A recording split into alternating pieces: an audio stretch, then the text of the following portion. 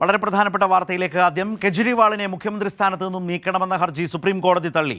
ജസ്റ്റിസുമാരായ സഞ്ജീവ് ഖന്ന, ദീപാങ്കർ ദത്ത എന്നിവരടങ്ങിയ ബെഞ്ചാണ് ഹർജി തള്ളിയത്. നേരത്തെ ഹൈക്കോടതിയും ഹർജി തള്ളിയിരുന്നു. അതേസമയം ED അറസ്റ്റ് ചോദ്യം ചെയ്ത് ജാർഖണ്ഡ് മുൻ മുഖ്യമന്ത്രി ഹേമന്ത് സോറൻ നൽകിയ ഹർജിയിൽ EDക്ക് സുപ്രീം കോടതി നോട്ടീസ് അയച്ചു. മാർച്ച് 17-ന് ഹർജി വീണ്ടും പരിഗണിക്കും. വിശദാംശങ്ങളുമായി വിഷ്ണു തലവൂര് ചേരുകയാണ് ദില്ലിയിൽ നിന്ന്. വിഷ്ണു, വളരെ പ്രധാനപ്പെട്ട കോടതി വാർത്തകളാണ്. കെജ്രിവാളിനെ എങ്ങനെയും മുഖ്യമന്ത്രി സ്ഥാനത്ത് നിന്ന് താഴെ ഇറക്കുക, സുപ്രീം കോടതിയിൽ അതുമായി ബന്ധപ്പെട്ടെത്തിയ ഹർജിയും തള്ളി, അല്ലേ?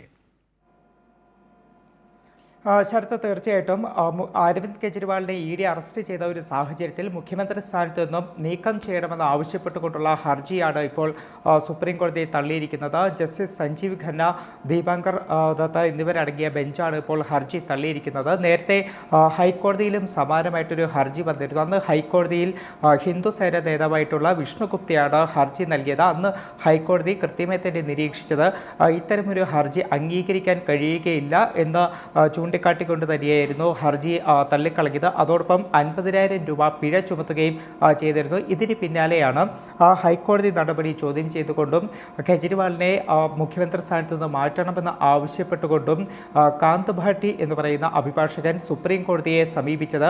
സുപ്രീം കോടതി കൃത്യമായി തന്നെ ചൂണ്ടിക്കാട്ടിയത് ഇത്തരം വിഷയങ്ങളിൽ ഇടപെടാൻ കഴിയുകയില്ല എന്ന് ചൂണ്ടിക്കാട്ടിക്കൊണ്ട് തന്നെയാണ് സുപ്രീം കോടതി കെജ്രിവാളിനെതിരായിട്ടുള്ള ഹർജി ഇപ്പോൾ തള്ളിക്കളഞ്ഞിരിക്കുന്നത്. അതോടൊപ്പം മറ്റൊരു പ്രധാനപ്പെട്ട വാർത്ത സുപ്രീം കോടതിയിൽ നിന്നുമുള്ളത്, ജാർഖണ്ഡ് മുൻ മുഖ്യമന്ത്രി ഹേമന്ത് സോറൻ എൻഫോഴ്സ്മെന്റ് അറസ്റ്റ് ചോദ്യം ചെയ്തുകൊണ്ടും ഇടക്കാല ജാമ്യം നൽകണമെന്നും ആവശ്യപ്പെട്ടുകൊണ്ട് സുപ്രീം കോടതിയെ സമീപിച്ചിരുന്നു. ആ ഒരു ഹർജിയിൽ, ഹേമന്ത് സോറന്റെ ഹർജിയിൽ ഇപ്പോൾ സുപ്രീം കോടതി എൻഫോഴ്സ്മെന്റിന്റെ നോട്ടീസ് അയച്ചിട്ടുണ്ട്. അവരുടെ ഒരു റിപ്ലൈ തേടിക്കൊണ്ടാണ് ഇപ്പോൾ സുപ്രീം കോടതി നോട്ടീസ് അയച്ചിരിക്കുന്നത്. ഈ 17-ാം തീയതി ഹർജി വീണ്ടും പരിഗണിക്കുമെന്നാണ് ജസ്റ്റിസ് ഖന്നയും അതോടൊപ്പം തന്നെ ദീപാങ്കർ ദത്തയും അടങ്ങിയ ബെഞ്ച് അറിയിച്ചിരിക്കുന്നത്. നിലവിൽ ഹേമന്ത് സോറൻ ഒരു ഇടക്കാല ജാമ്യം ആവശ്യപ്പെട്ടെങ്കിലും ഇപ്പോഴത് അംഗീകരിക്കാൻ സുപ്രീം കോടതി തയ്യാറായിട്ടില്ല. എൻഫോഴ്സ്മെന്റിന്റെ ഭാഗം കൂടി കേട്ട ശേഷം ഇക്കാര്യത്തിൽ തീരുമാനമെടുക്കാം എന്നതാണ് സുപ്രീം കോടതി വ്യക്തമാക്കുന്നത്. ഈ തരത്തിൽ അരവിന്ദ് കെജ്രിവാളിനെതിരെ പല നീക്കങ്ങൾ പല കോണിൽ നിന്ന് ഇങ്ങനെയൊക്കെ നടത്തുകയാണ്. പക്ഷേ അതെല്ലാം അതിജീവിച്ചുകൊണ്ട് നിയമപരമായ അംഗീകാരത്തോടുകൂടി തന്നെ മുന്നോട്ട് പോകുന്ന കെജ്രിവാളിനെ നമ്മൾ കാണുകയാണ്. അദ്ദേഹത്തിൻ്റെ ഈ തെരഞ്ഞെടുപ്പ് പ്രചാരണ രംഗത്തെ ഇന്നത്തെ ഉച്ചവരെയുള്ള സമയം എങ്ങനെയൊക്കെയാണ് അതുമായി ബന്ധപ്പെട്ട വാർത്തകൾ വരുന്നത്?